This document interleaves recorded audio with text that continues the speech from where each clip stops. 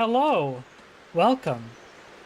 I Thanks am for having every us. bit as much the DM on Wonder Home as you. I'll tell you what to do. I don't mind being told what to do by a very pretty cat woman. Oh, we know, Cat. Excellent. Ethan, could I get you slightly to the right? And Azure, could I get you slightly to the right? Okay. Now that I can actually see the layout. Sorry, Azure to the left. You're good?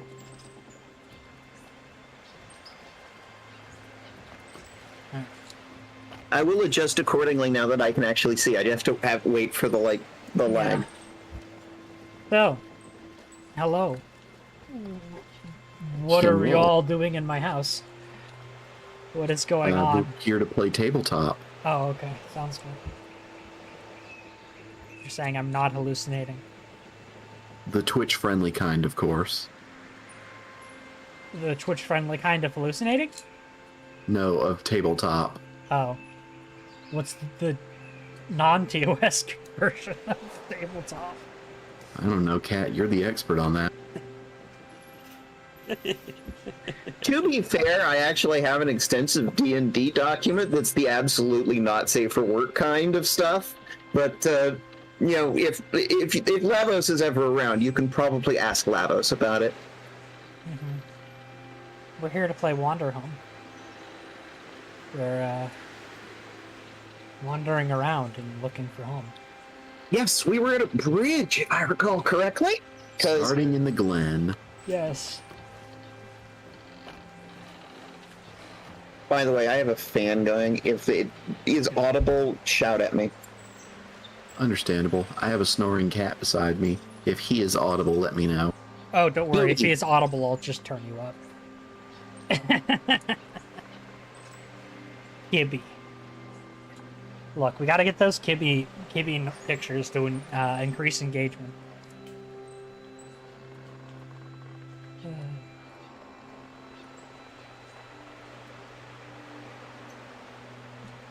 Anywhoomst. Who are all of you? Tell me about yourselves. I am playing as Crumb, the fool from the noble background who is a raccoon and occasionally causes trouble. Frequently. Frequently causes trouble. Lovely. And who are you playing today, Mitha? I am playing Tigress, the snow tiger lady who is learning to be a witch and goes around in a familiar green dress. In other words, I'm playing my VTube character. Valid. Yeah. And I am playing Protector White. They are a veteran.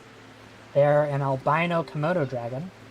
They have a sword sheathed at their hip, and they can never unsheath it. Or terrible things will happen.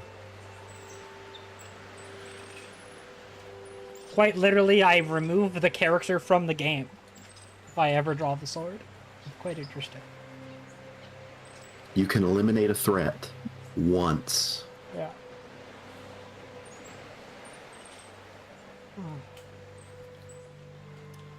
So, what is Wanderhome for those who are new to this game? It's the first time they're watching the stream.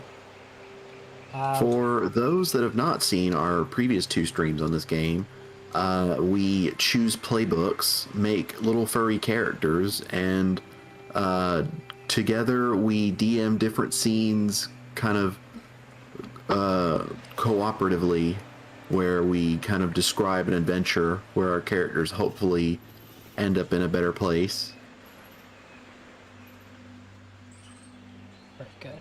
Emotionally, and I don't know the fancy word for home, communicably.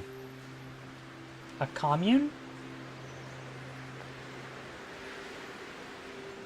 It's like like what emotionally is to emotion. I don't know what the word is for to home. Relating to home.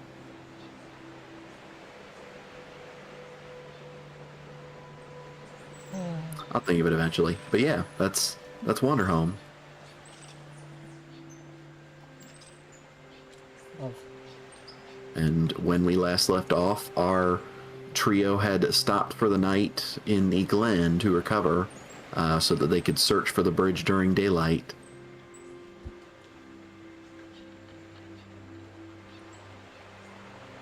Previously, they stopped in town and met Tigris's mentor, and Protector went on a journey of self-discovery after spotting a magic mirror. And right before settling down for camp, we met Seedy, the little witchy familiar that is friends with Crom.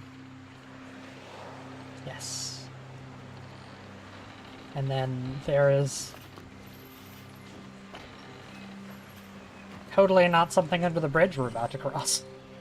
Oh, of course not. Why would there be something under the bridge?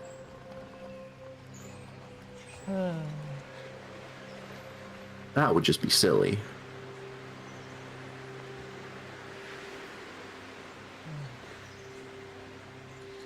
All right. Would you like to add anything here? There's totally something under the bridge. Damn. We're going into it expecting it. I mean, we all helped design this particular, like, setting together. And that was, like, literally on the list. So... Oh, I'm remaining optimistically ignorant. Also, Kat, we really need to move the little name icons so that they don't sit right there. What do you mean? You're a lesbian. You know exactly what I'm talking about.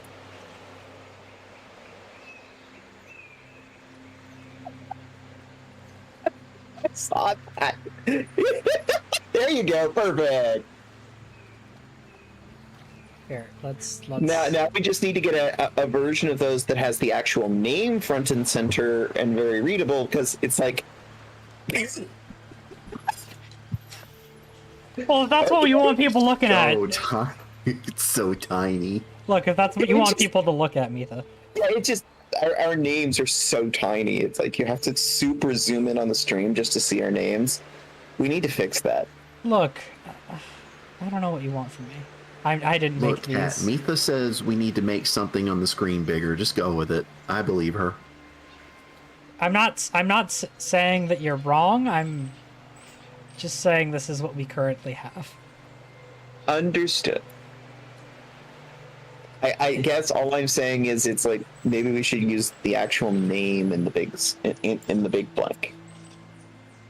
Perhaps. Girls pre-transition be like, look, I want them to be bigger, but this is what we have to work with for now. And during transition, let's be real.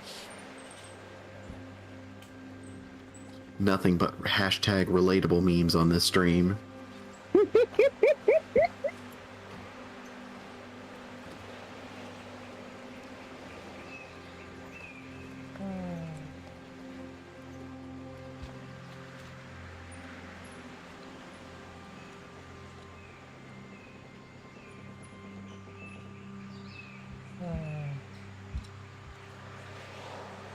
Where would we like to start? And again, I want to encourage everyone, if you have an idea, speak up and start running it.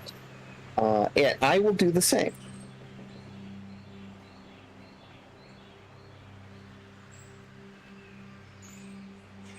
Well, unless anyone has any ideas for anything narratively fascinating during the night, we could always just say it's morning and that we're starting our journey for the day. Yeah. I think he's cooking something. Very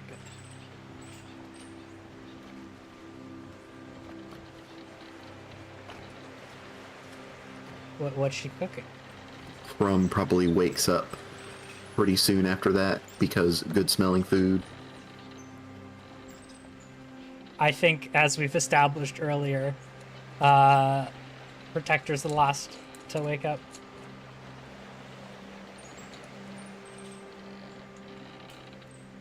They don't get a lot of sleep, so they are a heavy sleep. They are hard to wake up. Me on a weekend be like, wakes up. It's like, oh, it's 1 p.m. Time to go vote.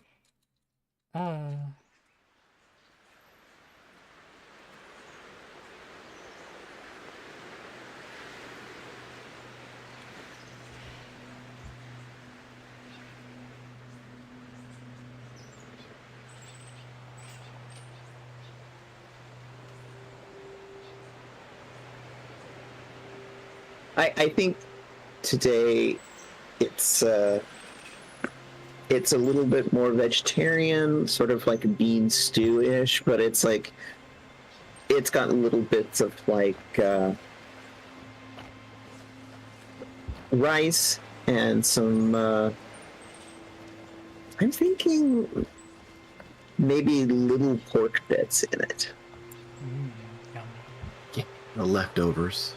Yeah, sort of a leftover stew kind of thing. It's a little bit heavier on like the not meat, but it's like there's still a little in there. It's sort of she's going with what she's got. She's making do with what she's got on hand. I mean, it's probably like some sort of bug protein and not pork due to the setting. Probably. Yeah. Some sort of like grasshopper or... I'm trying to give a sense of like the general flavor and stuff, but yes, you're correct. Roasted dragonfly. For a moment, I forgot dragonflies existed, and I thought you were about to say roast dragon. I'm like, damn, where do I get that? I mean, we know lots of good dragons, and if you want to roast them, just call them cute. I think is that's how you roast dragons. I think that would mean we'd have to go back to playing TSL. True. Roast dragons by making them blush. Excellent.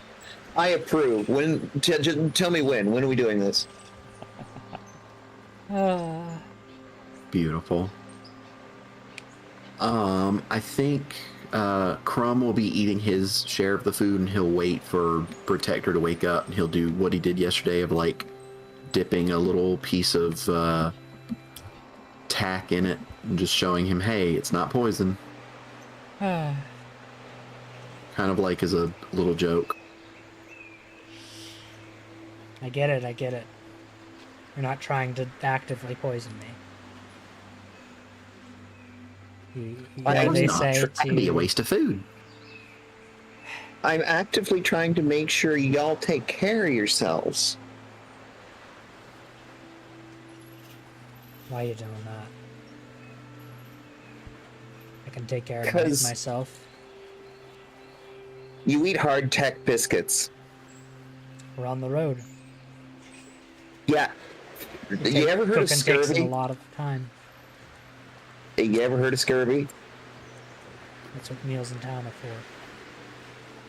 for. Okay, well, these also help.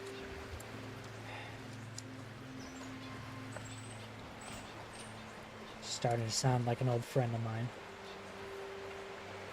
Was she a wise older lady? No. They're about the same age. I think she was slightly older, but... You see them look longingly into the distance. But... Well, then... They're no longer here. Oh, I'm sorry to hear that.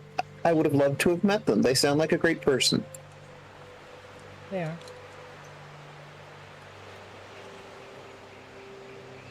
Oh. They're not dead, by the way. At least not that I know of. They just...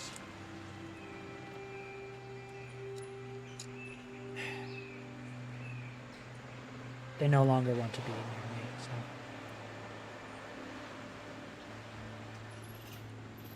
You don't need to tell me if you don't want to, but if you want to talk about it, I'm here.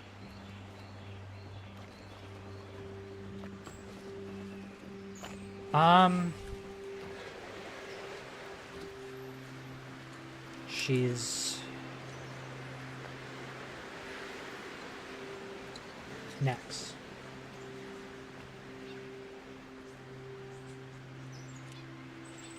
But I ruined that, so no need to worry about those types of things anymore. And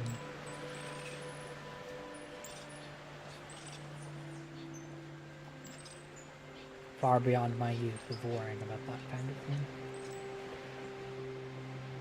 You still miss her.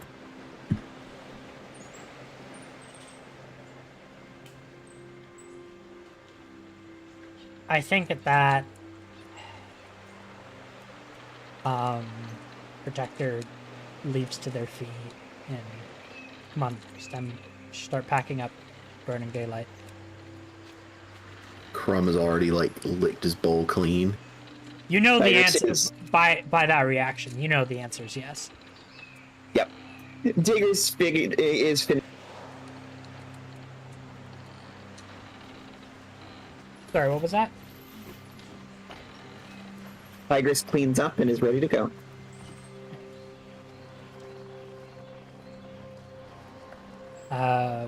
Protector also helps. Just like, almost shoves you off of the cleaning. Just like, well, you cooked. The very least I could do. She allows this. Like, she's not gonna argue. She's not gonna protest. She's just gonna roll with it.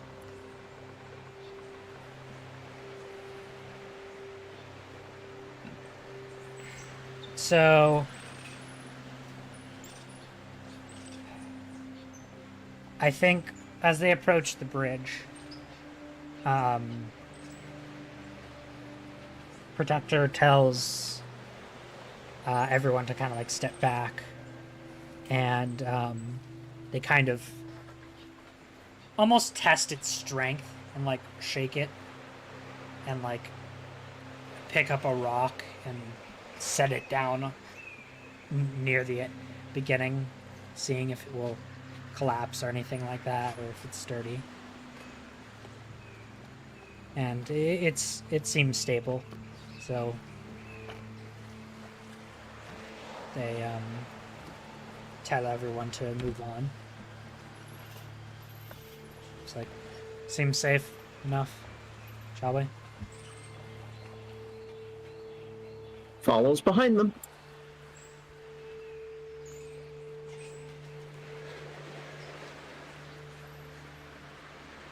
Crumb will follow up third, thinking and pondering. So,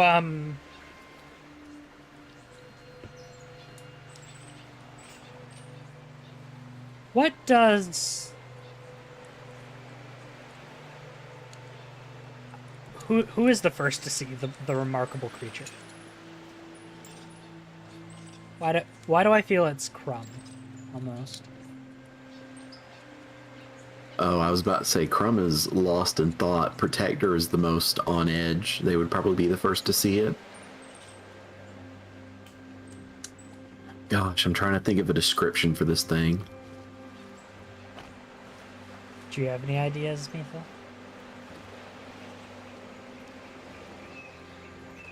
On this, I did have some ideas. If you are cool with it, I was thinking like something vaguely dragon-esque.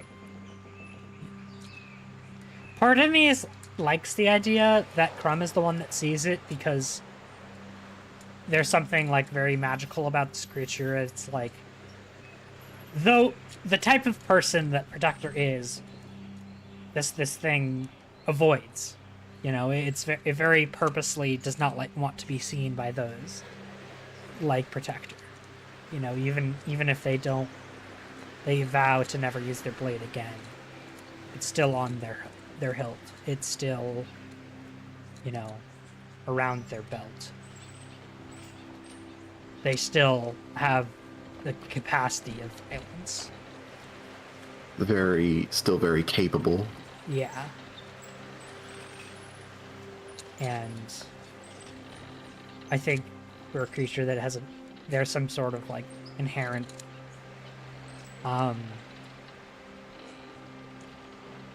what's the word?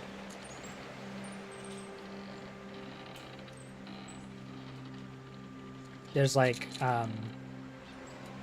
inherent protectiveness and on edge that these creatures probably have. That this creature has. Definitely.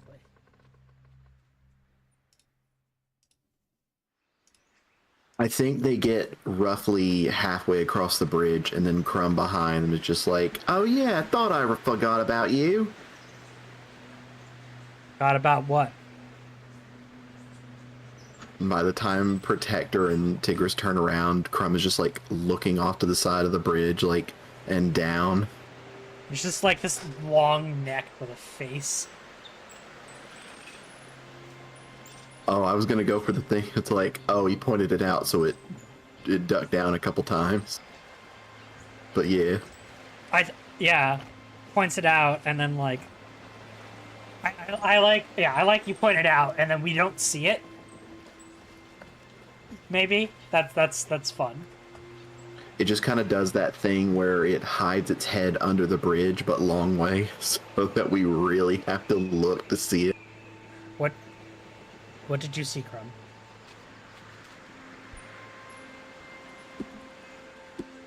Oh God, I can't remember the name I used last time. Was it Bill? Was it Greg? Oh gosh, I can't remember out of character now. I don't remember either. Call it Steve. Steve. I like to think that Crumb just like gestures to the empty air beside the bridge and just like, it's Steve, like I was telling you. And then he looks back and there's nothing there and he's just scratching his head like, huh. I think Tiki's looking curiously. It's like, hmm? Steve. Ah, he's a shy type. He was here a moment ago.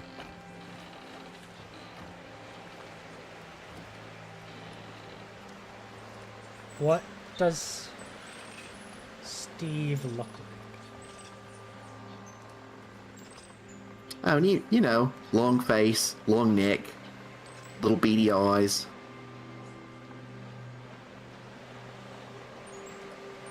Chrome just continues with an absolute nonsense description.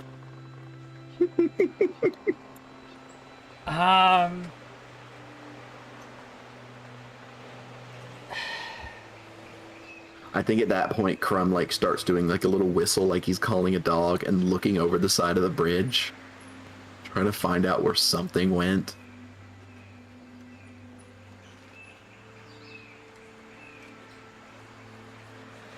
Let's see. And then I think that little paranoid feeling comes back to Protector. I think they like get on their stomach and kind of like hold my hand just in case something comes after me. Holds their hand. Very rough and well worn. Calloused. Yeah, very calloused. Just like the Protector's emotions. And they dip their head under the bridge the best they can. I think Protector feels like something with like slimy, smooth skin. Feels or sees. Oh, I thought he was like sticking his hand under. No. So I'm laying on my stomach on the bridge.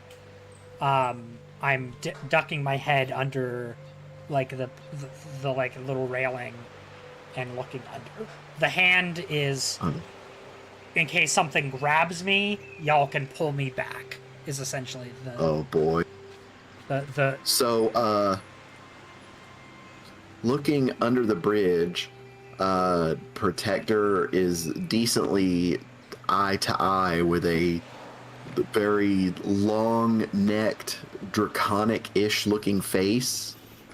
And then as their eyes meet, it just blinks a couple of times and stays real still, as if Protector won't see it if it doesn't move. It has a neck that just disappears down into the fog, and it is keeping its head lined up with the bridge so that it can just hide underneath it.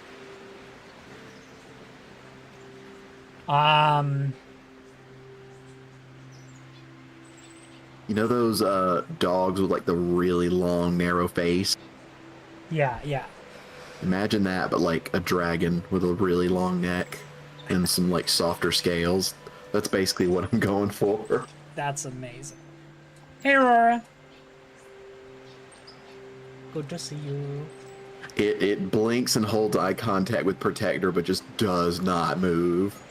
I think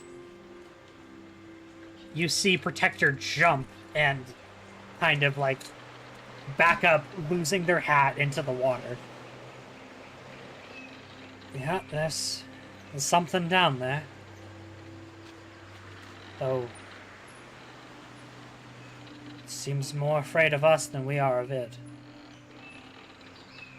Oh yeah, Steve's a real shy type. You Might have something here. And Crumb will just start digging into his bag. wait, puts both hands on Crumb's, like, do you know this creature, friends with it? There's legends. Oh yeah, I remember coming through here when I was younger.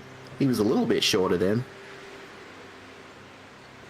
It's Ooh, they grow. Still that same long, lovable face, though.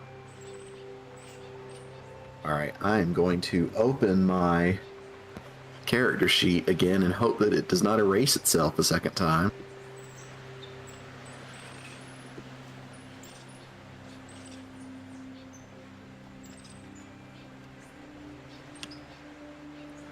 I'm gonna cry. Did it delete itself? again? It's just the first page. Like, literally, it only erases the third page, no matter how many times I save it. The third page still has CD's information. But I need to page one teach is you blank again. I need to teach you how to do versioning.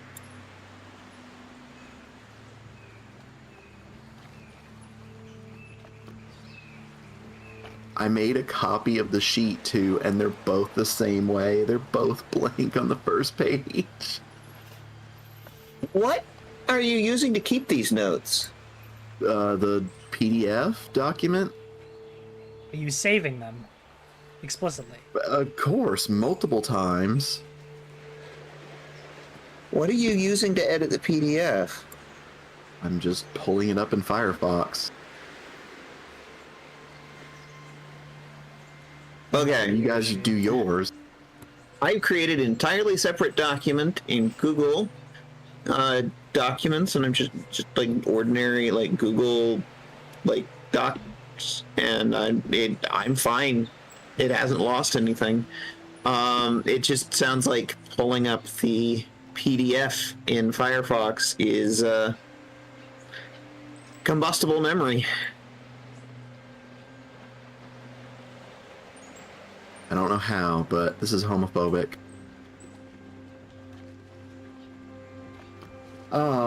Well, I was going to spend a token in order to provide a solution for an aspect of a material or immediate problem. Cool.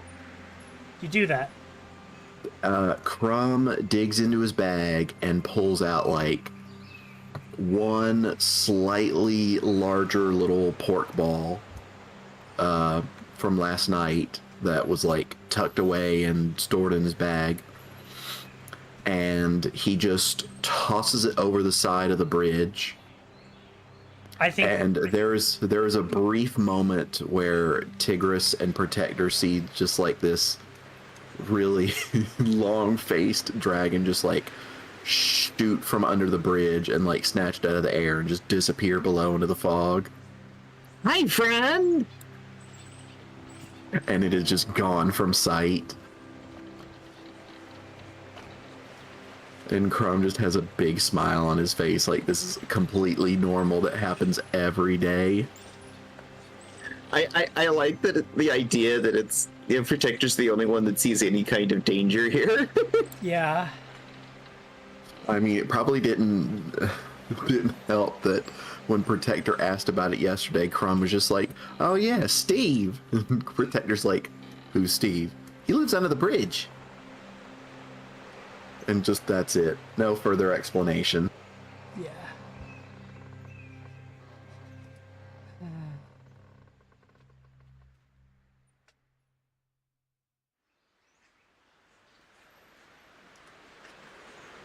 Alright, I am testing something real quick.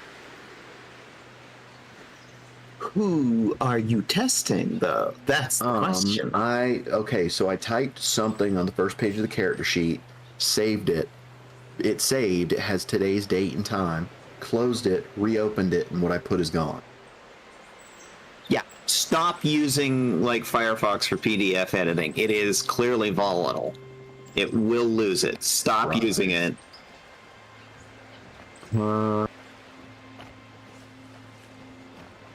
Currently, the only options I have to open it with are Firefox, Edge, or search the store for another option. Can I send you a PDF editor that I've been using? That I like? Yes, please. Please do. It's pretty clear. It's just whatever you're using clearly is not good for this one application. Yeah, I'll fix it a little bit during the stream because it's not like I lost anything like super important. Like all the stuff on there I can remember fairly clearly. Like I remember the questions I asked you guys and the responses I got, and everything else is just the pre-generated handbook things of like, oh, what do you choose for this character? So thankfully I haven't lost anything like dreadful. I just can fix it up either during the break or between sessions, but This is what Oh, I've well, been I using cried. since Adobe went massive AI. Fuck you. We own all your art.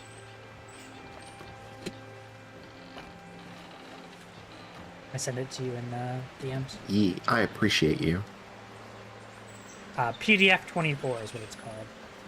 People were wondering. Hell yeah, I will take a look at that sometime today.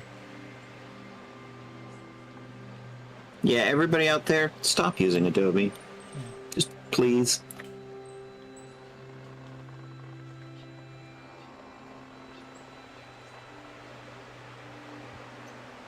Okay, I just saw the Asuka thing, the link that you posted in the group chat. Which one? The Mitha put something in links and books, Asuka's anti-transphobia field. Yeah. Oh, okay. So that is a Blue Sky block list. I know, it's just the way it's named and the picture for it is so funny to me. Oh yeah. See, here's the thing. I love Blue Sky because like so much of the trans community is there, and like the memes are powerful. Like seriously, So it's good. like if you're trans and on Blue Sky, Blue Sky's the place It's a to be must. trans. Yeah, and the memes are real. Any queer who's any queer has it. I mean, I'm not gonna sit there and tell other people what to do, but it's like, hey, this is cool shit. And The best pun I could think to make. it's clearly somebody got there before you did on that pun. Yeah. They can't all be winners.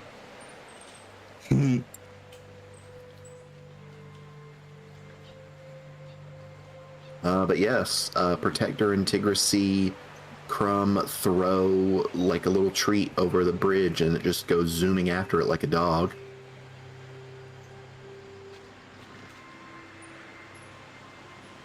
Ooh, big friend, big friend. Am I the only one that's concerned about this situation? If it wanted to kill us, it would have done so already. Oh, why That's- so? He's friendly. Not necessarily true. I also need to get my hat back. Why did you lose your hat? Because the thing startled me. I point down lower in the bridge. Any plan where you lose your hat is a bad plan.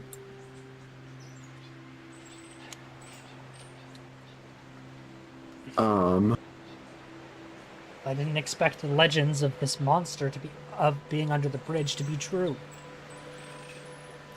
He's not a monster. He's all right.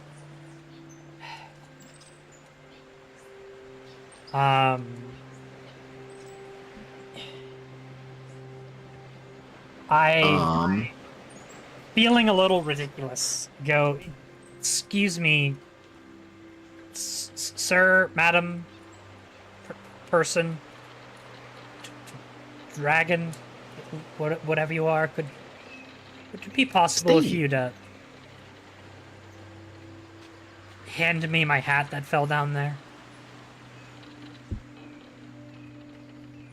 I'll make you some more nibbles if you do.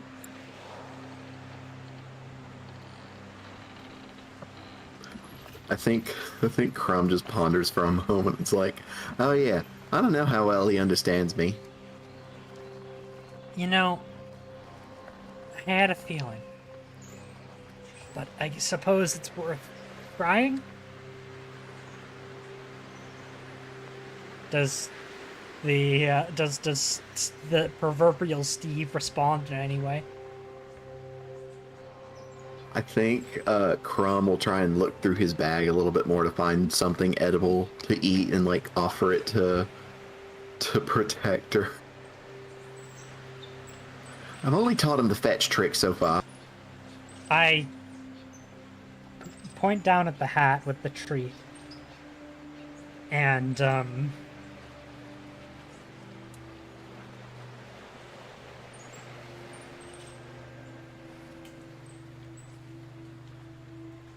gain a token there, Azure, for inconveniencing yourself.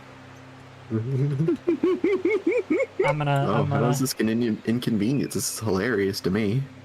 You had to give up some of your snacks. That's a massive inconvenience for Crow. You know what? You're right. You know me so well.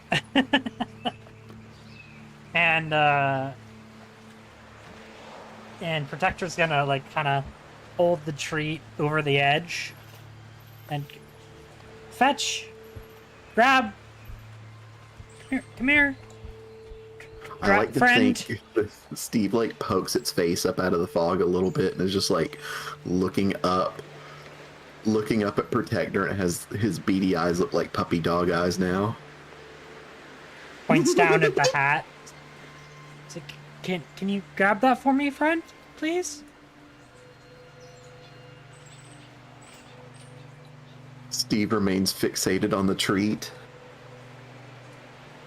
I close my hand and put it behind my back and point down.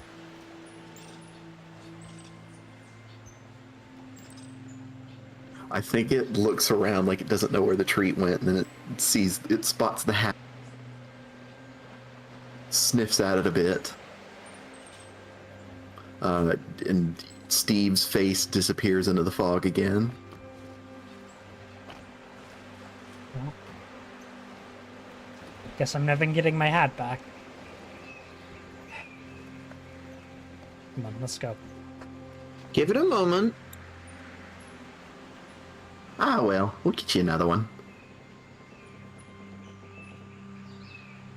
Oh, have a little patience, both of you. Crumb is totally fine with the idea of getting Protector a new hat in the next place they stop at.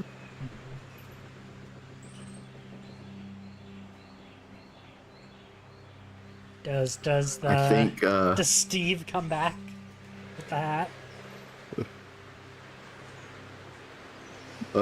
How observant is Protector looking down into the fog? I mean, I think at some point gives it like 2 or 3 moments,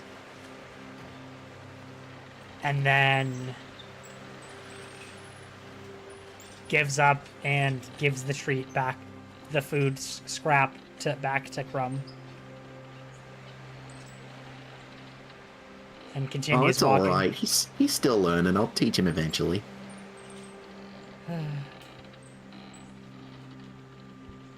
Why do I Right. feel Steve emerges wearing the hat?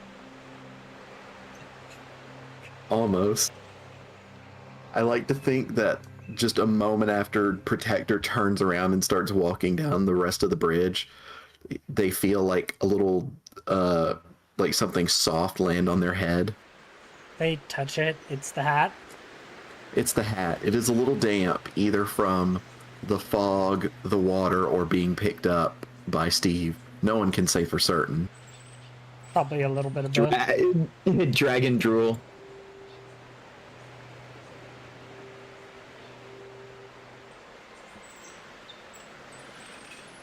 I think as soon as Crumb sees this, he's just like, "Oh, good boy."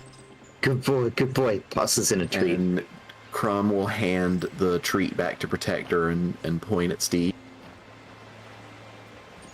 Lifts their hand out, closing their eyes, turning their head away. That's like, come and take it.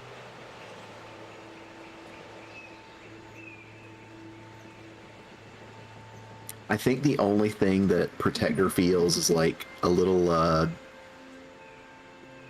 do I describe it? Something like an anteater tongue, like kind of Yeah. quickly snatch it from his hand or snatch it from their hand, but otherwise they don't feel anything.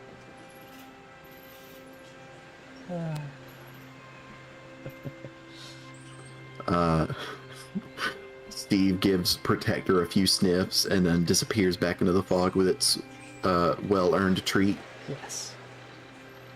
He's just a big boy who likes snacks. Oh, he's such a good boy.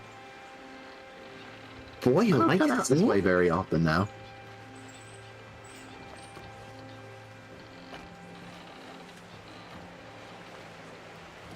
I think lastly, as they finally get to the other edge of the bridge, there is another sign planted into the ground that says, do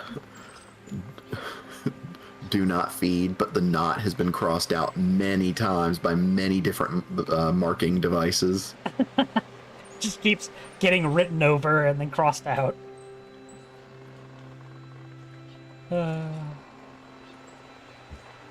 Does Crumb cross it out again and rewrite over it?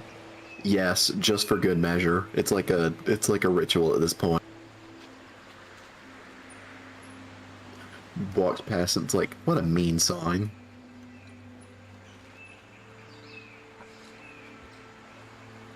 Thank you for dealing with my shenanigans. Dealing? Don't you mean enjoying? Yes, I've had this in mind since I learned we were going to have to cross a bridge. Hell yeah. It's good.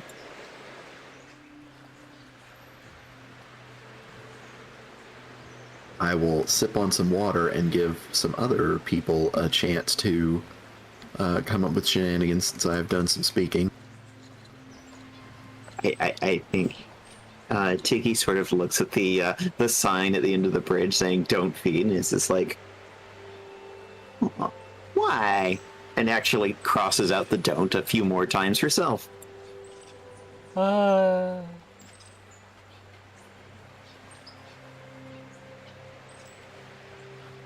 NT's the NT. Well, it's a wild animal, probably. We don't want to disrupt its ecosystem. I mean, sure, but also, aren't very large predators also like, endangering to their ecosystems? We don't know enough about their ecosystem, I think.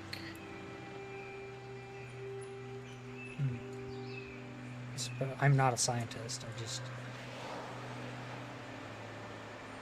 Oh, I think he eats plants. I don't remember what they're called. The ones that grow a lot, that just look like leaves. Trees? Nah, there's no wood. They're just leaves. I forget the fancy word for them.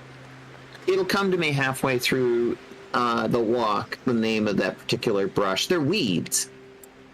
Yeah, something like that. Seaweed? Steve loves that. 50% sea, 50% weed.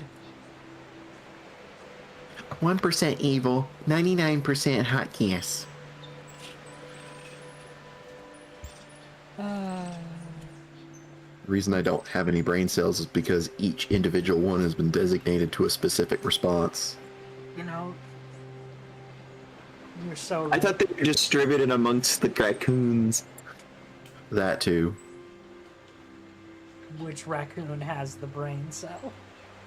All of the raccoons get one individual brain cell to designate towards their one favorite thing, and then the remaining one is shared. Exactly.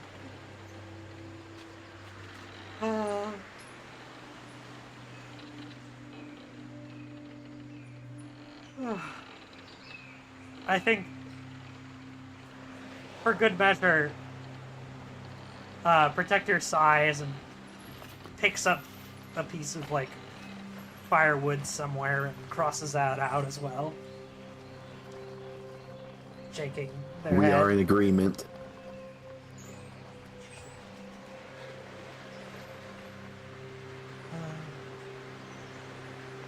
And we keep walking. I'm so proud of us and our chaos.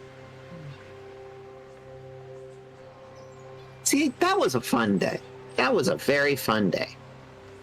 How far out do you think we are from the next town? You see Crumb counting on his fingers and doing the little picture thing again as you pass trees. What are you doing? Let's see, I think about 2 or maybe 3 snack breaks away from the next place. Are you saying it's time for a snack break?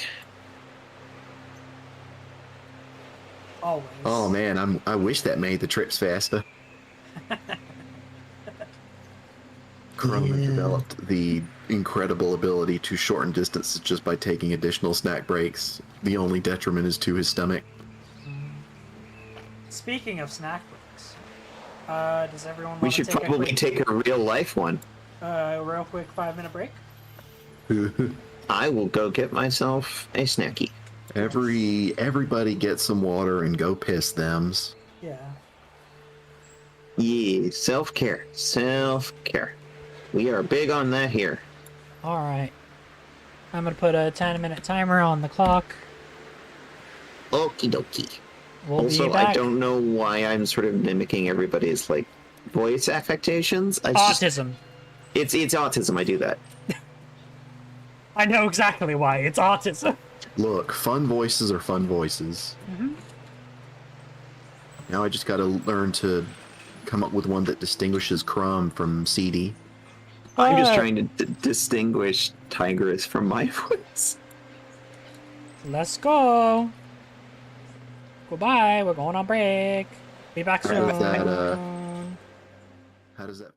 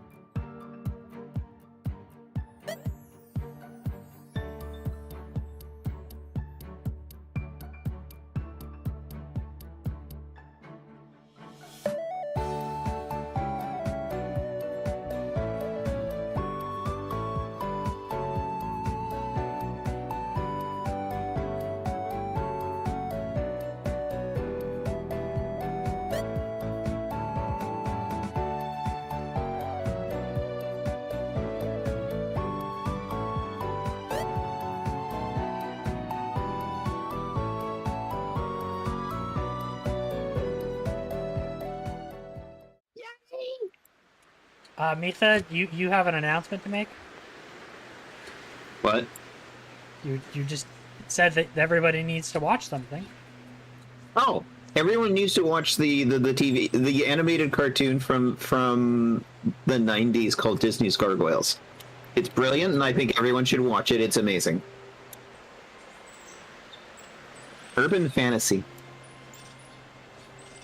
I enjoy your recommendations, and I will have to check it out soon on a trustworthy platform. Yeah, I don't know what platforms are good for it.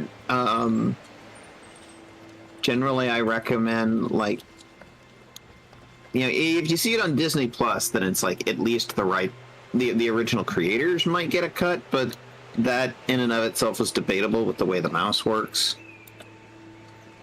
The mouse derogatory. See, Jojo meowed. He agrees. That cat is smart. He also loves attention, which he is getting because I put. Oh yeah, he's a cat right next to me.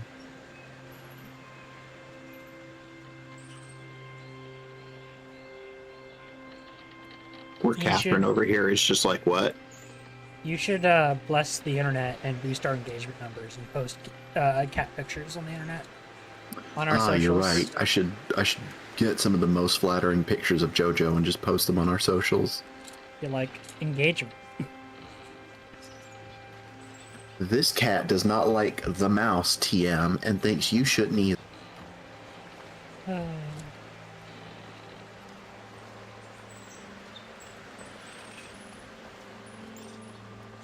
All right. What a smart cat. I mean, it had Jonathan Frakes, Marina Sirtis. It had Nichelle Nichols before, may she rest in peace. I mean, old Star Trek actors never die. They just do voiceovers on gargoyles. You're right. I don't usually recognize voice actors by name, but whenever Mitha likes someone, I know that's a great sign to Google them or look them up. Jonathan Frakes, Marina Sirtis are both like Star Trek: The Next Generation actors. Nichelle Nichols was Lieutenant Uhura on the original Star Trek, and she's also she's a fucking icon. And may she rest in peace.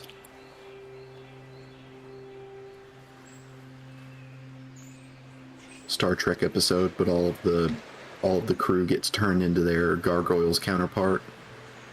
I mean, that fanfic has been done so many times. Wait, what fanfic?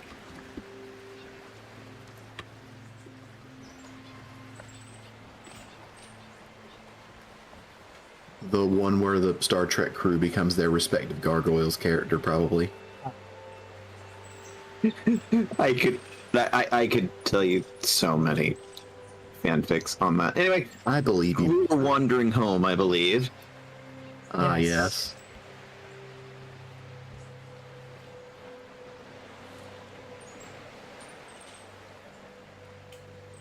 I'm coming home. Tell the world I'm coming home. Anyway, we're very funny. I'm because it's Twitch. I'm not going to make the joke that came to mind. All right. Time to start the brain motor engine. It can take me a couple pulls like a lawnmower.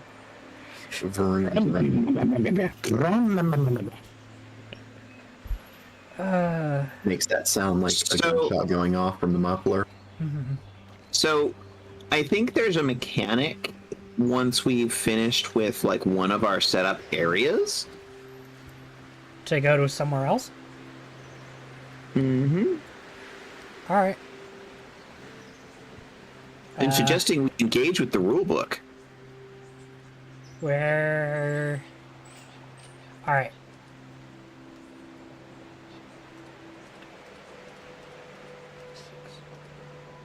Give me a D6. Hoomst. Anybody. Whoever can get it to me faster. On it. 2. All right. Give me a D6, Mitha.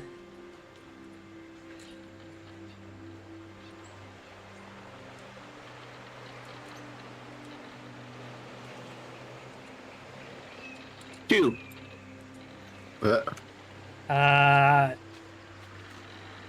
Give me something that's not 2, since we've already done climb. Rerolling. 5. All right. A lagoon 6, 7, 8. is where we're going next. A lagoon. A swamp that leads into a lagoon. Interesting. All right. Fun fact. I grew up in a suburb of Salt Lake City, Utah. And there's an amusement park to the north end of town called Lagoon, where at one point, one of the roller coasters failed and killed some people by the cars just coming off the tracks and stuff. Oh, wonderful. I don't know if that's what we call a fun story, but sure. A fun fact. Mm-hmm. All right. It's also very emblematic of the place I come from. It's fair. All right.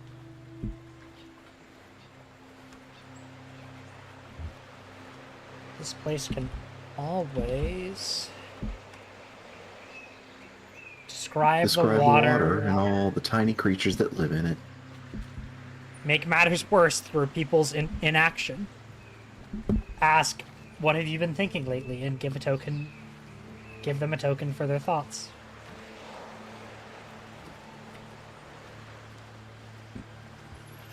I want to say that there's like mer creatures in the lagoon, and the water is very blue and sparkling and clear and warm. Yeah. Like lots of people like to come here.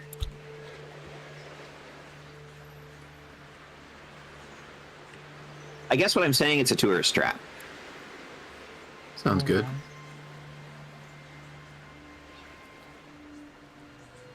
There's a hidden grotto and a glorious waterfall, perhaps? Hell yeah. And there's always a treasure chest behind the waterfall. I mean, have you played a video game? Correct.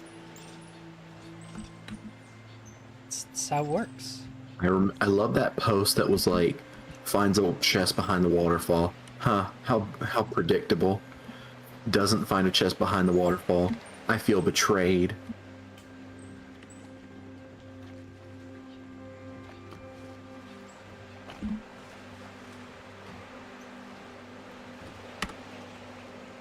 Even Satisfactory did that correctly.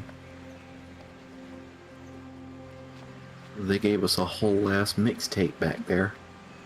Alright. I mean, it really depends on the area. You right.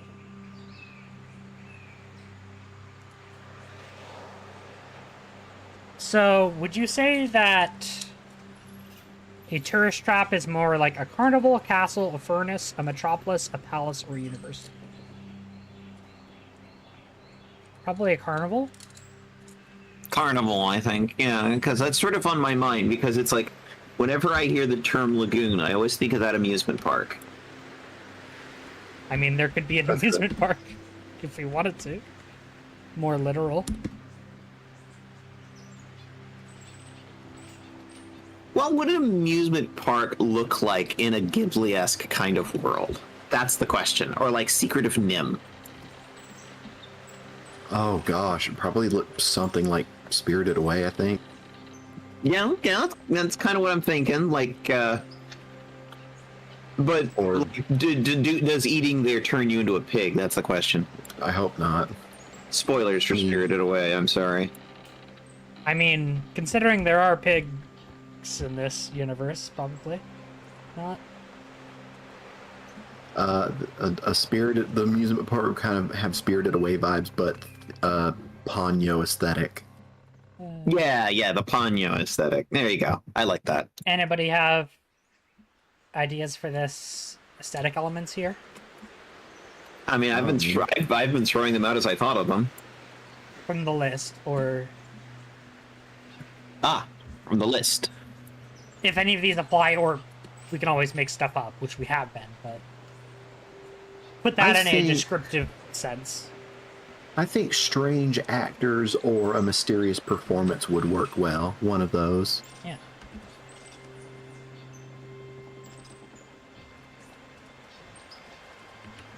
What do you think? A pair of creepy jesters.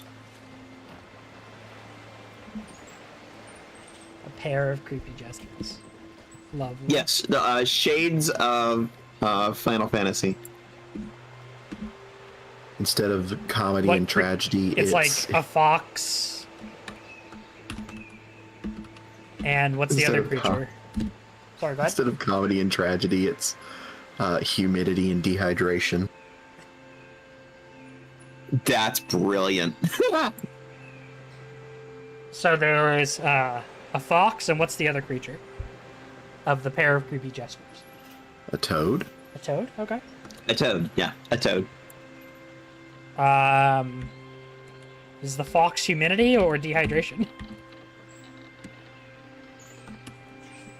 Dehydration. The humidity is the toad. Humid toe tea. Exactly.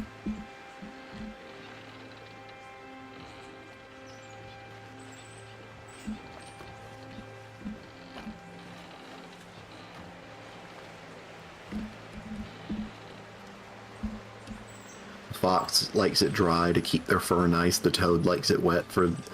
They both like it for different skin reasons. Natural. Alright.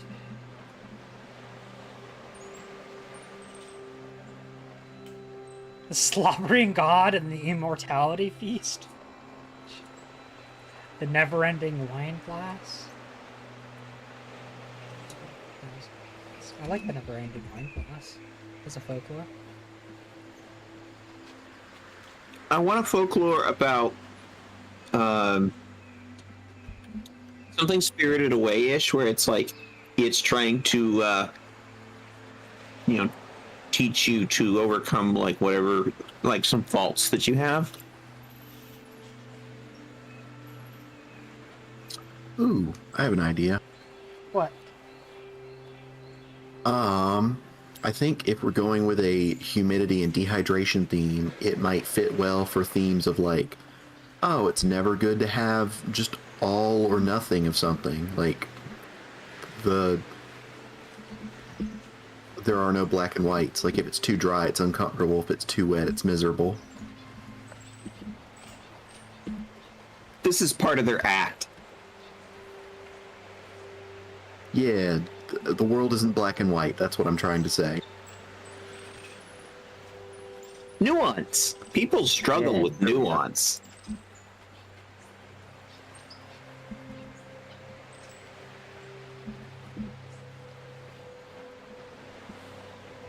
That seems fitting. Yeah. See, this is what happens when me and Azure work together on something. Yeah, you'd be amazed what I can come up with when I have someone with most, like, triple-digit brain cells helping me. Oh, I think you're probably vastly estimating there. I don't know how many brain cells is an average amount. Can you tell? I think it's also a bit of a tavern. I like that. Oh yeah, it's got to have a tavern.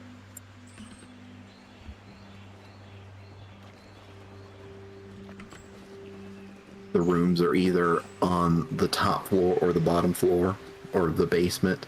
They're either hot and humid or cold and dry.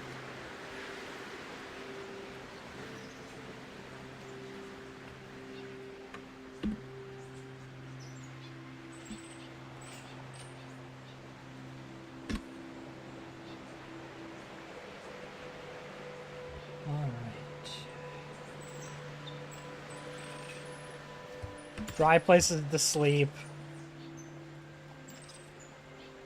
Wet places to eat.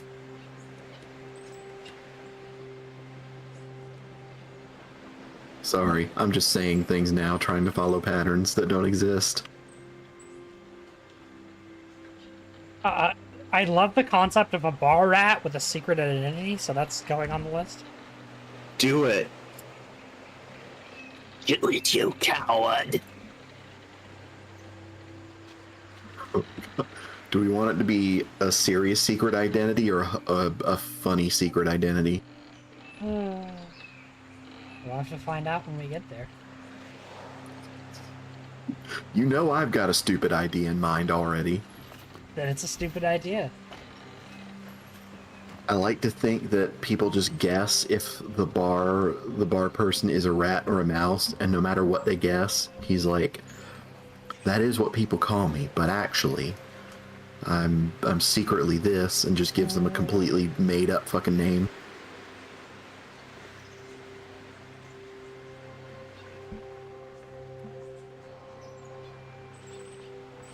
Or just lies to everybody as soon as they guess. It's like, you've got a good eye. You know, most people think I'm this, but actually I'm this. It's a good thing you guessed right, otherwise I wouldn't serve you. Just tells that to everybody. It's a whole shtick with them. What's this place called?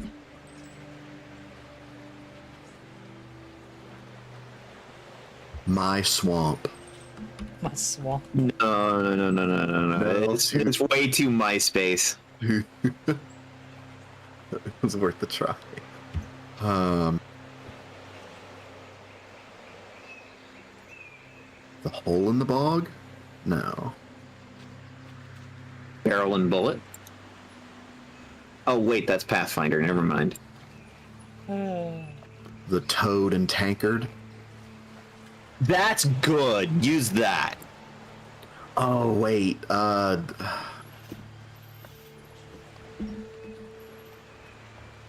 trying to think of something that incorporates both of the actors.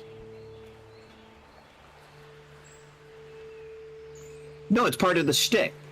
The fox not being on there makes it part of the shtick. They joke about it. It's a stage act. It's my saloon. Why am I not on the name? Because foxes aren't funnier. I'm sorry, but the funny fox is a name in and of itself. I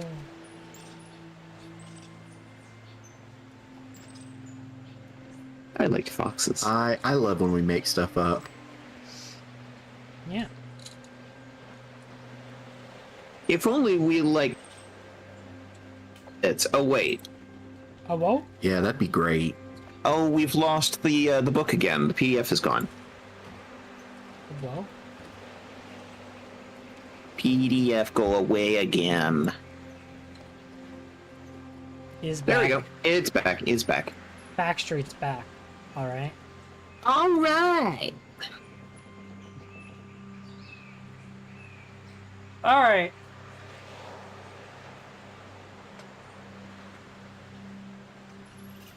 So,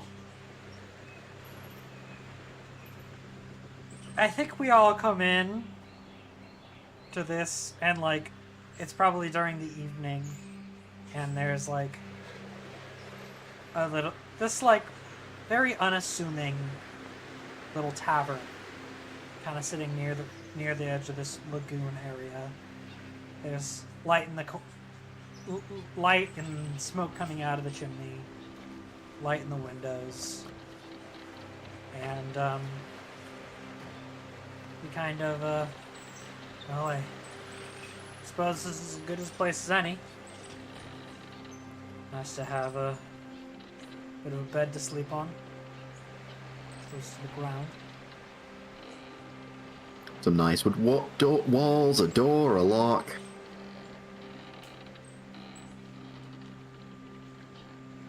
Yes. My favorite things. The doors or the locks? Yes.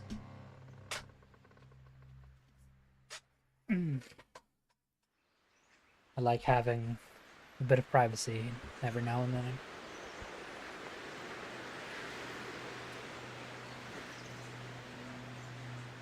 So we're sleeping.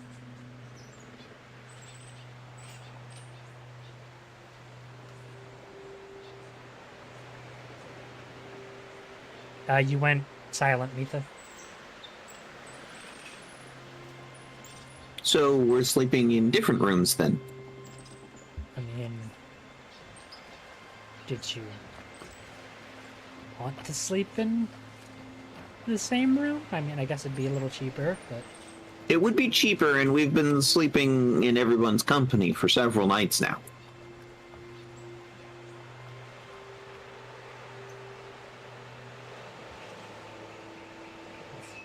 That's what you all three would prefer, I suppose.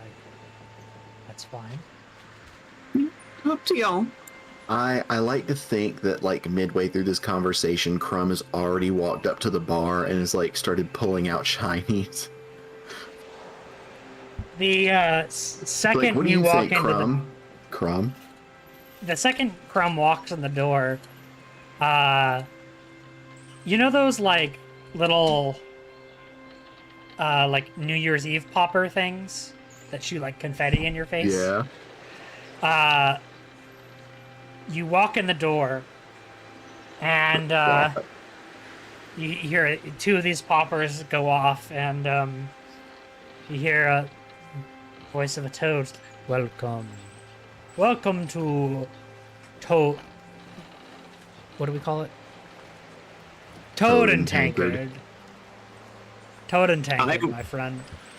I imagine the moment the loud pops go off, Tiggs is hiding behind a table.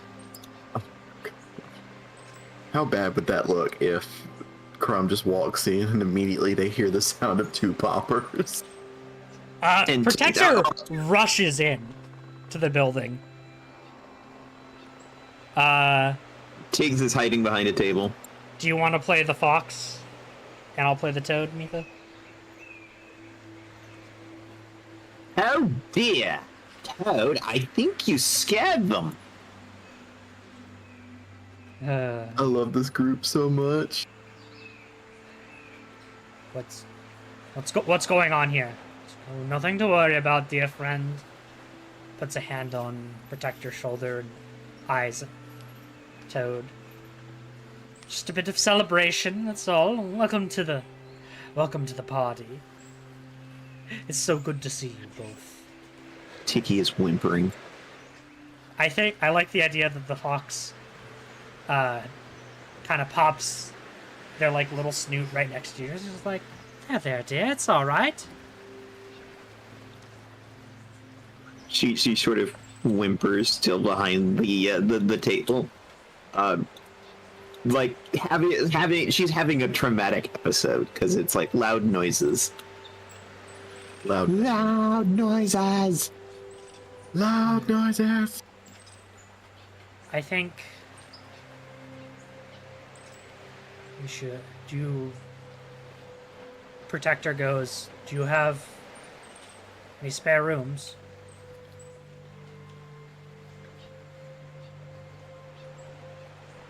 Kind of like walks directly over to the bar.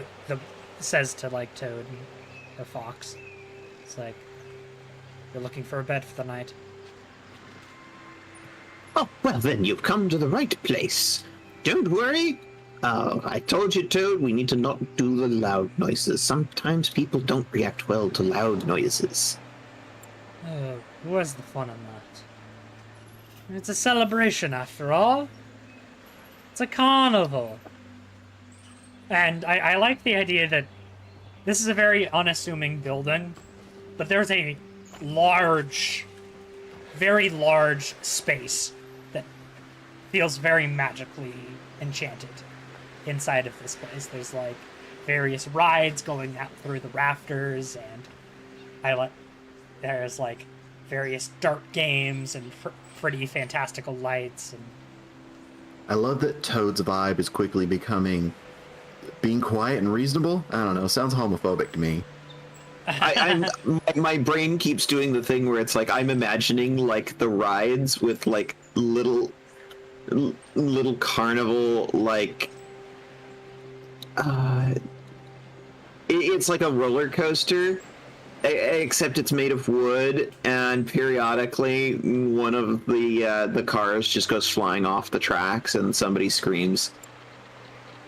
Yeah, they're like And screams. then one of them is just quickly like, "Oh, part of the show." Yeah, I love how Fox runs over, throws a mat, they land on the mat, and then everyone applauds. It's all part of the show, everyone. It's all part of the show. But Protector Yeah, because would if it wasn't part of the show, it'd be part of the lawsuit. Protector would like to quickly pay for and get a room key and bring Tigress up to the room. That is Protector's goal in this moment. Crom will pull out some shinies to pay for the room. And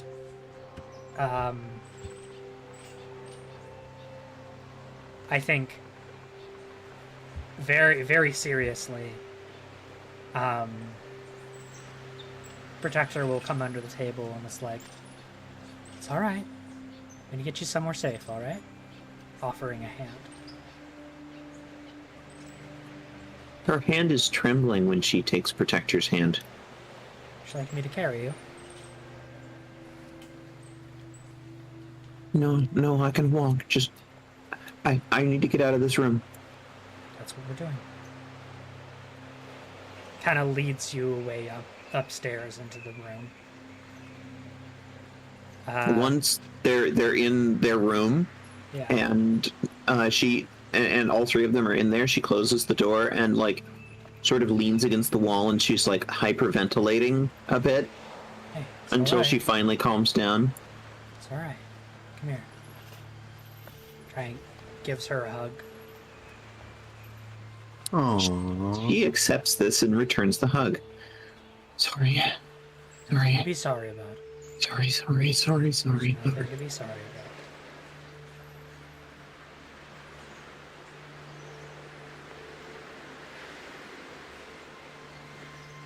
I know a thing about this. You just were startled. Yes. There's nothing wrong. Nothing to be apologizing for. Grabs you a glass of water. Here, drink. I think she also like pulls a blanket out of her pack and sort of puts it around her shoulders, and so she's cuddling this cup of water with a blanket over her until her nerves and her sort of shaking starts to die down. She's like, it's just loud noises. It takes me back there. You don't need to explain if you don't want to. I'll allow our secrets. I think Protector gets a fire going and kind of boils a pot of water or is like, would you like some tea? She nods. Oh yes, please. There's some tea leaves in my bag, and she tries to explain which pouch it's in. She's like, don't worry, I have some, just for this Okay. moment. And I want to imagine that like Protector's tea leaves are like really good at soothing. Yeah, Oh yeah, they gotta be. He's gotta have that good or they've gotta have that good kush. Well, I'm thinking like soldier that's very used to dealing with PTSD. yeah, that's exactly what this is. It's just like totally gets it, because it's like immediately Protector's like, oh, Okay. This Remove you is from the this is situation. Let's get you in a safe space. Yeah. yeah, it just absolutely recognizes a PTSD when he sees it. They see it. And yeah. I think is like very softly kind of pats you on the head and like trying to comfort you, trying to test the boundaries of touch without not trying very hard not to make it worse. Gets a nice soft purr going. If you'd like to go enjoy the festivities, Crumb. You may. I think we're going to sit up here for a little bit. Make sure she's okay. But so you don't have to miss out on the fun. These types of things are usually your happy place, aren't they? Just try not to get. Well, I mean, it won't be as fun without you guys. I wouldn't want you to miss it. Okay. How about I bring up some food instead and we can wait up here? That'd be lovely. Just be on the look for pickpockets. Can do. And Crumb just takes off the entire pack, puts it on the floor, takes out like a handful of shinies and just juggles them and walks out the door. Back down to like where the food is being served, I'm guessing. Mm-hmm.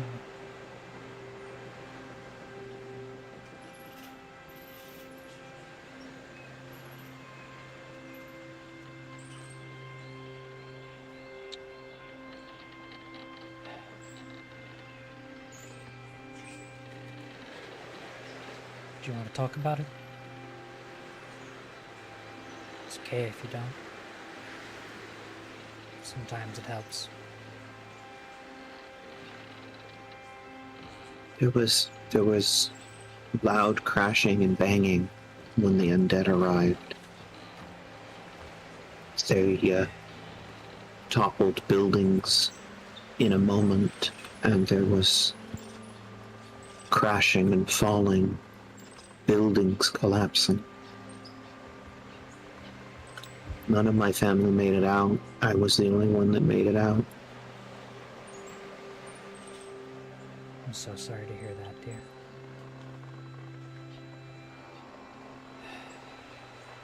Father, mother, 3 siblings.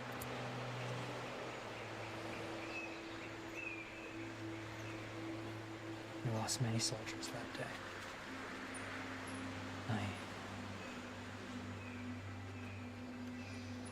The only real family I had. Well, I suppose till you two.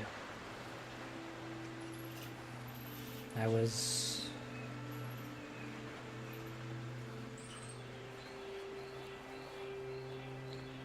trying to think, because Protector wouldn't phrase it as taken. Because they would think they're still part of... I was recruited at an early age. I'm not sure how much you know about the royal god. It was an honor, but I also hear it was pretty rough. it had to be to make us into the soldiers that we needed to be.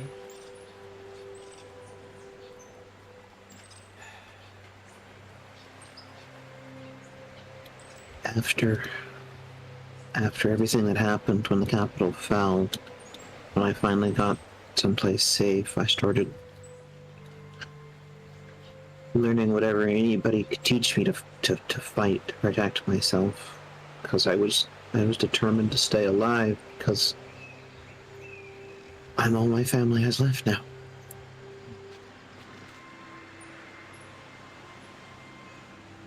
Well, you have us too. She looks up. Thank you. I know that I will always keep you safe. The best of my ability. Keeping us safe also means keeping yourself safe.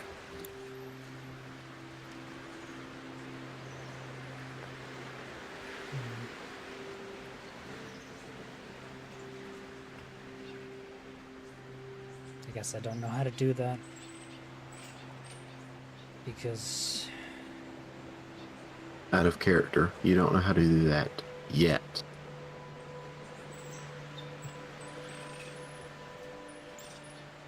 protecting others inherently means putting yourself in the line of fire.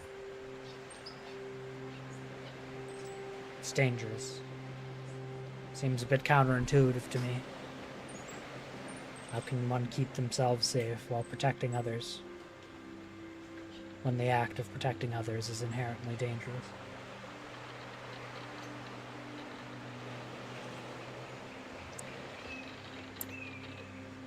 The people you are protecting are already in danger. It's about trying to minimize losses, save what you can, save who you can as much as possible. But if you're falling over because you're exhausted, you haven't eaten, you're not going to be able to much help to anybody. Perhaps.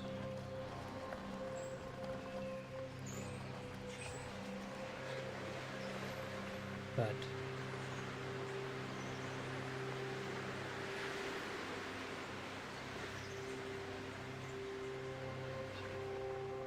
I'm strong, and I can endure more than others. Yes, I don't think any of us are I bought my trying puppy a to pumpkin, reduce or but trivialize that.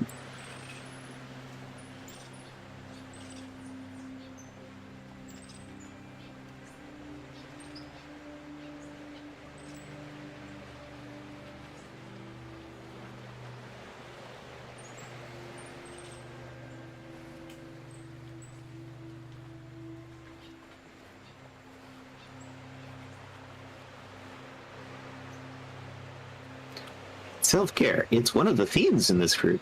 Yeah. Yeah. I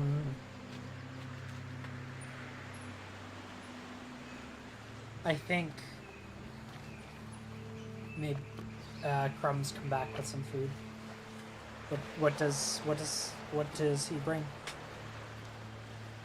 Crumb's fine. Let's see.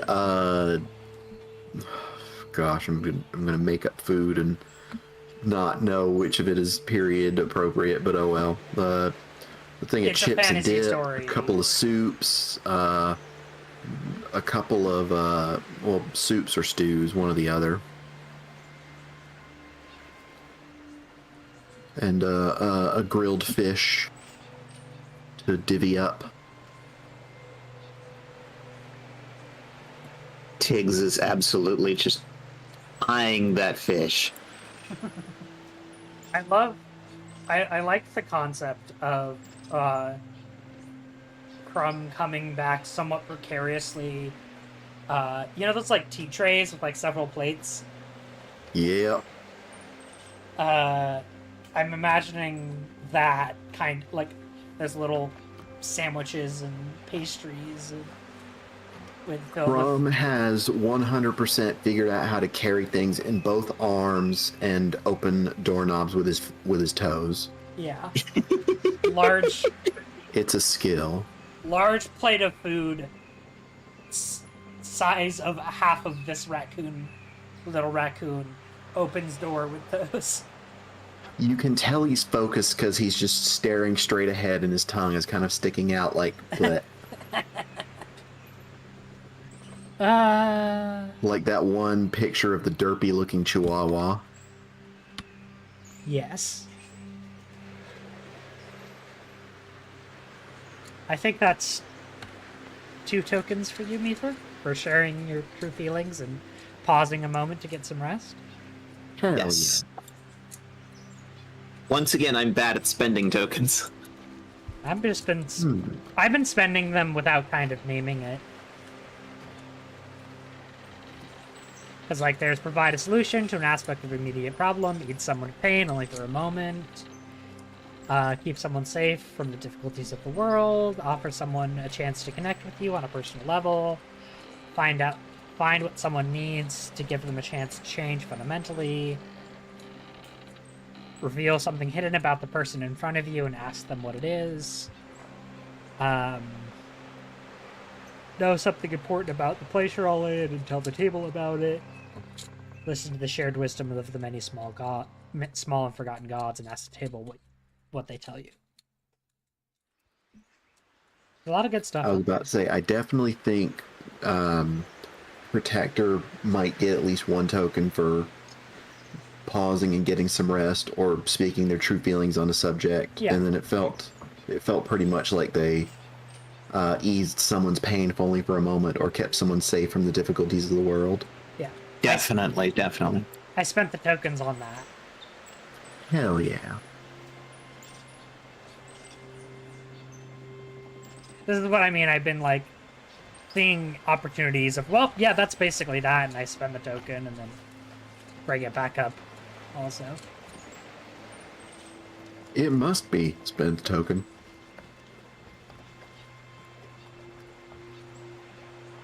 You think you've done any of that so far? What was the question? I'm sorry.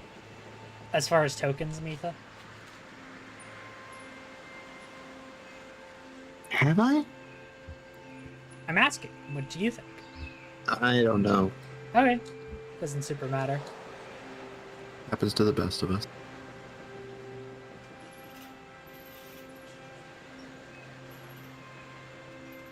So, we have some snacks. Snacks! What kind of snacks? Little custard-filled sandwiches. The modern day fantasy equivalent of many appetizers, some stews, and a thing of meat to share. Yeah, and a large grilled fish for the snow tigers.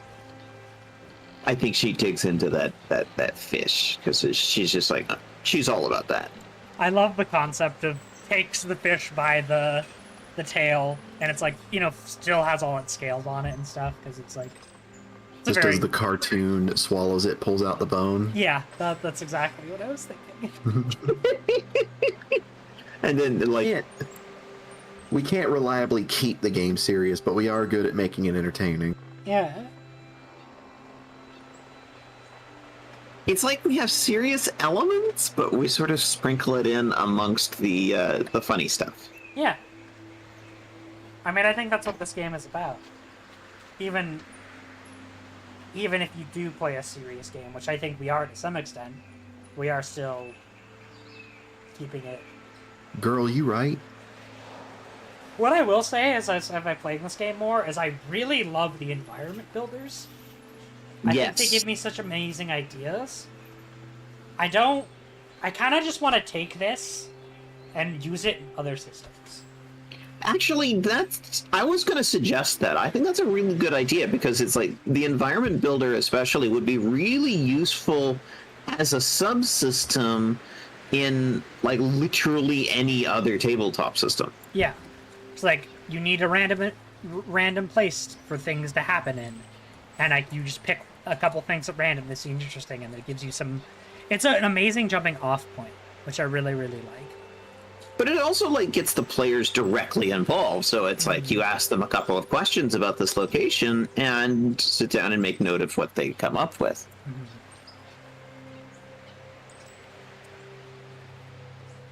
At least if you're doing a fantasy game of some kind. Because, like, you could still do this in a little of some other places, but it makes it a slightly more complicated if you're not doing fantasy. I don't know. I think you could do it in other like settings. True, but it is geared fantasy, like Yes, medieval that's fantasy. but that's rules as written. You can adjust. Yeah. Also, just this art is so good. Oh yeah, that's one of the reasons that I really like this system is the art. It's so good. It's so gorgeous.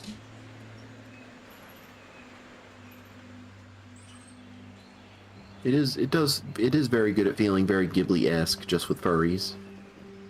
I mean, Ghibli has its furries on occasion. Well, also keep in mind it's not just Ghibli. I will point you at like Secrets of Nim. Yes, absolutely. Or even, dare we evoke the mouse, Disney's Robin Hood.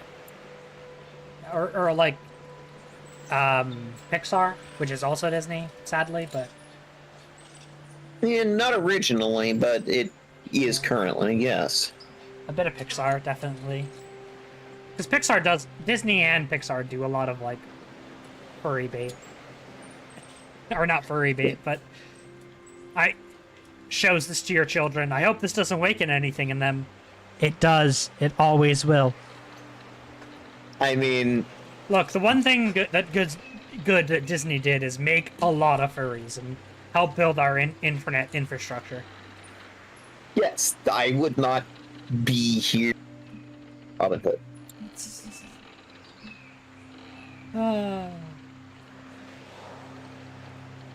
There's a reason why I have an appreciation for foxes.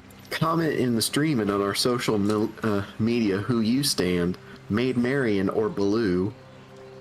Who the heck's driving this flying umbrella?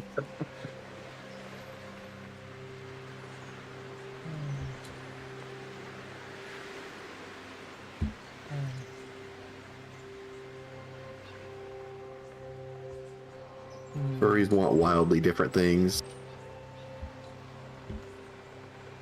Scritches, head pats. You know, you're right. Furries want one thing, and it's scritches.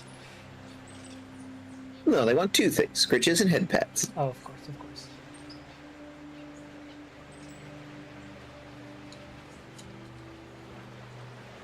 Look at this art.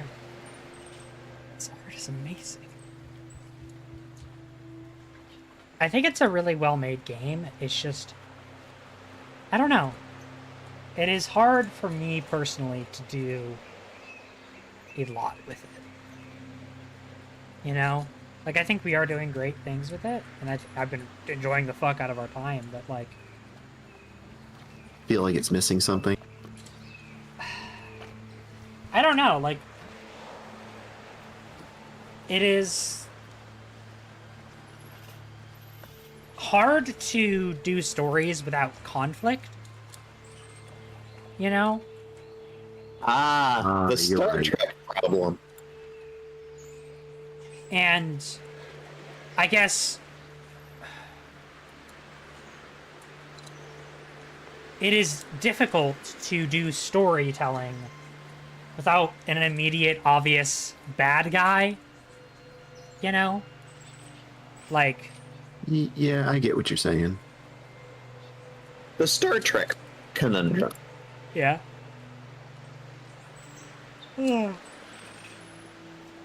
Like, what is the problem in this universe if you have fully automated gay space communism? Yeah, pretty much.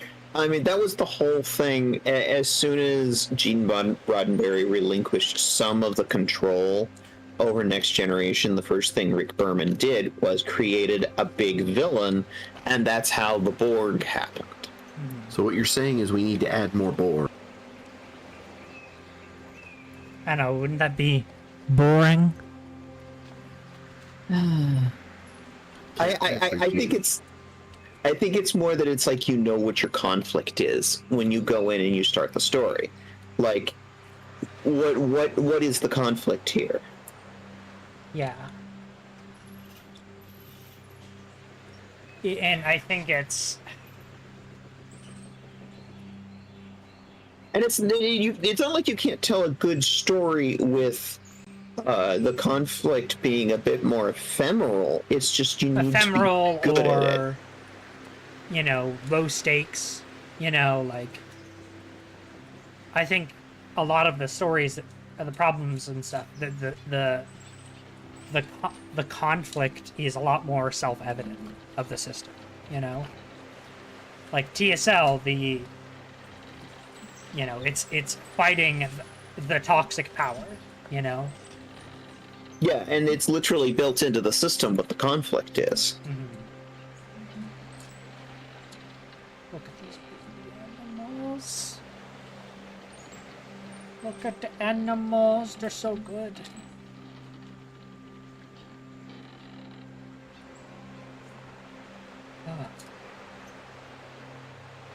And that's, I guess, kind of like where I'm getting... Like, we've had some, honestly, amazing scenes, and I've really enjoyed them. But But that's just what they are. They're a collection of scenes. There's not a whole lot of like glue holding them together. yeah, it's just, hey, this is a moment of character expression. And then I'm like, okay, what do we do now? Mm-hmm. I gotcha. I think that was why we couldn't really keep going with the tavern making game. But I definitely feel like this game of those two is like has a better feel to it. Yeah.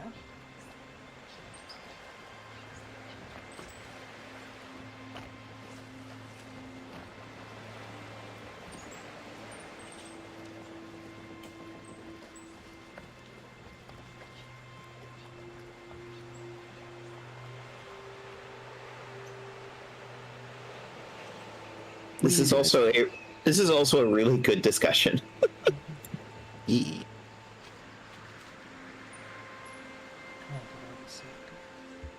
Like, I just want to take this world and use this as a setting drop for something else. You know? Like, it feels maybe like there's a slightly more going on, you know? I don't know. Like without a main conflict, it just feels too easy kind of vibe. I think this is more geared to be, this is a relaxing tabletop. It's not intended to be a conflict tabletop. I don't think it's intended to be. No, definitely not. Like, look at this art. This is what it's supposed to be. You know, you all gather around a table and kind of... I guess I'm just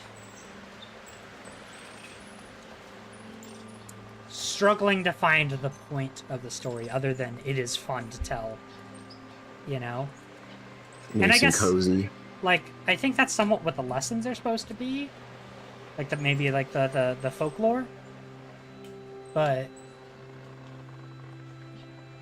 you know, there's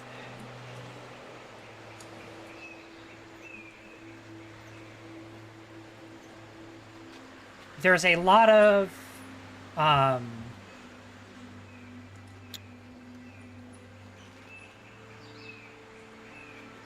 what's the word? There's a lot of onus on excuse me, on the characters to make stuff happen. You know, when there is such a low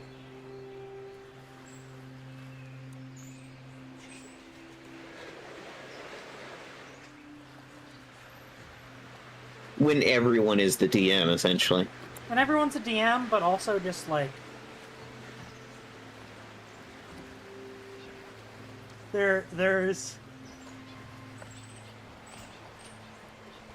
it is harder to push the flow of things, you know? It's Yeah.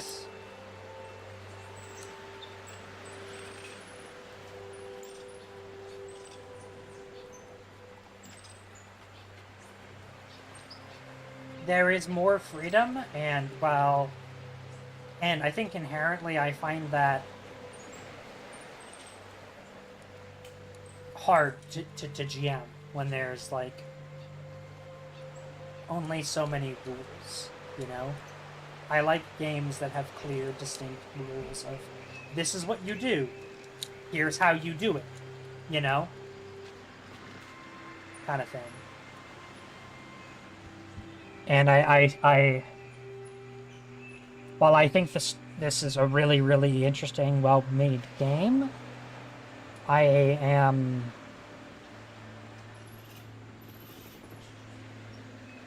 struggling to do more with it, I guess. I think this is actually a sentiment that you sort of expressed last week. Yeah. Maybe it's time to take a little break from this. I mean, I really enjoyed it, and like I do have more I want to do almost with these characters. Okay. But like with you know the fox and the toad, I could see bringing stuff on, and like there almost feels like there's more they like. Could do. Pardon? There's more they could do. I thought that's what you were going for. Sorry, just guessing. No, you're fine. Like, I guess there's not enough, like, rails, and I like systems that have clear, defined expectations of what's going to happen. You know, and like, when you roll dice, that means there is a clear resolution to actions, and this system does not have that, and I find that really hard to play within the space, at least without a GM that knows what they're doing. You know, like, I feel this, at least for me personally, without any direction, I can kind of get lost and not know where to take things or do things, you know? I don't know. I sort of feel like the whole point of this was just to get lost in its world and its setting. Exactly. The getting lost is the point. It's a feature. It's not a bug. And I guess I'm stating that maybe that means the system isn't for me. I think there's a lot of like, as we said, I really, really love the environment builder. I think it's really well done. I think it's fascinating. It makes me think of so many fascinating, interesting ideas. You know. Mm-hmm. I think you should hang on to that and maybe like do something with it. Somewhere else. Do something with it somewhere else. So, what are we doing? Are we calling it a short stream, or what are we feeling? I'm just pointing out that it's like we've done this on the last couple of Wonder Homes. It's like they kind of wound up being like something. I don't know what to do here. Yeah, and I'm sort of suggesting it's like maybe it's time to put this down for a little while. Yeah, I think that makes sense. Do we want to like set this aside, and maybe try to use these characters in a different system at some point, or do we want to take a break from it for a couple of sessions and in the meantime try to think of ways we could maybe introduce some kind of conflict regularly to the sessions? I think we put this aside. I really like these characters, but I don't know what else I want to do with it, I guess. I gotcha. We can take a few sessions worth to think about it then and discuss it off stream eventually. Yeah.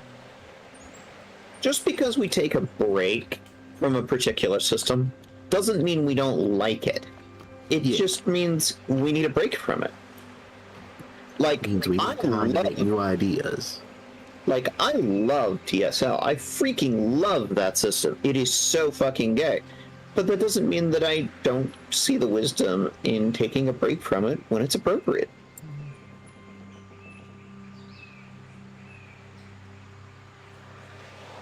Alright, shall we raid out then? That sounds good. Consider this your players rising up and saying, DM, we are going to adjourn here because we feel like you need it. Okay. Does that mean we're talking to ourselves since we're all GMs? Kinda.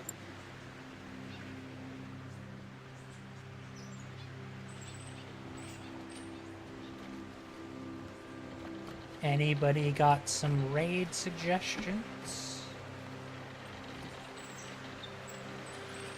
One moment.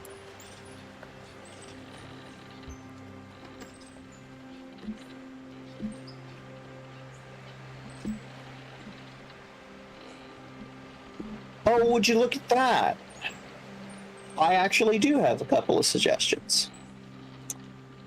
Lavos, fun fact, I actually am playing as a character that is a very ostentatiously dressed raccoon. Yes. But we are...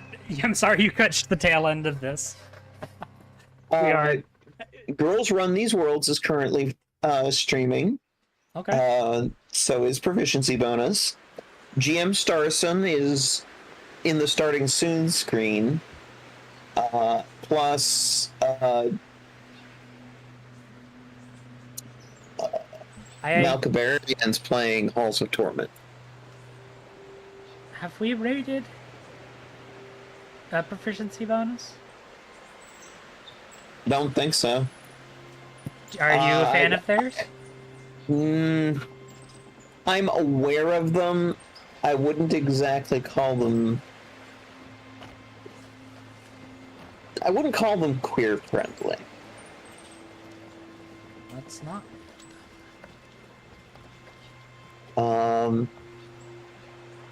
My only thing is I try to focus on groups that are very explicitly queer, like Girls Run These Worlds. Yeah, let's rate them.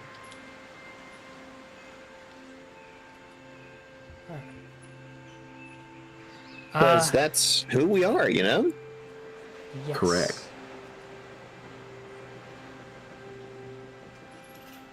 Let's have a thank you all for stopping by. Sorry for a couple of short streams. There may It just be... seems to be the way this particular system works. Yeah. I'm going to try and do some streams over on my stream over the course of this week. You know, some Halloween stuff. We're already planning tomorrow on doing a City of Heroes Halloween event stream, and I'm thinking Saturday of doing a Guild Wars 2 Halloween stream. So, you know, some stuff that's appropriate to the holiday, you know? Yeah. We will Are we doing a stream Friday? Because I will be MIA.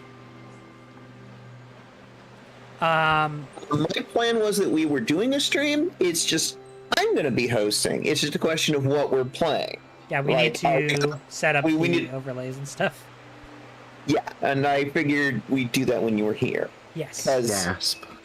We could do a Friday Satisfactory stream. I mean, we could. It's just the thing is, this is the tabletop channel. Yeah. Damn, you're right. I forgot that little detail. I would prefer that we actually do something tabletop-ish, even if we're going back to something TSL. But that doesn't mean it's even if we're not feeling that, we can't do something else. It's just we should probably do gaming stuff over on my channel or Cats. Meow. And all that. Alright. Alright, let's raid out. If you want to follow the details, schedules, stuff like that, over on my Discord, I'm going to be trying to keep track of all of that stuff. And trying to keep you in the loop. And there's Blue Sky. Have fun, everybody. Why? Make sure you are all legally required to follow us on all of our social medias and Twitch accounts. And, Pretty please. No, it's not a please. It's a demand. It is a Legally, requirement. we are required to say that this is a joke. Cat, I don't think you're top certified. I'm sorry. Whatever what's that mean? And that's where it rains out. Whatever do you mean? Perfect. I'll have you know that I am totally a